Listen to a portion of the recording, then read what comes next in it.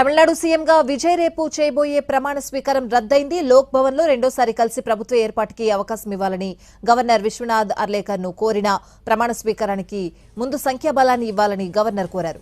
ప్రమాణ స్వీకారం తర్వాత అసెంబ్లీలో బల నిరూపణ చేసుకుంటామని తెలిపినా గవర్నర్ ఒప్పుకోలేదు. ప్రమాణ స్వీకారం ఆయనేం చెప్పలేదు. దాంతో విజయ్ పార్టీ నేతలు వెనక్కి వెళ్లిపోయారు.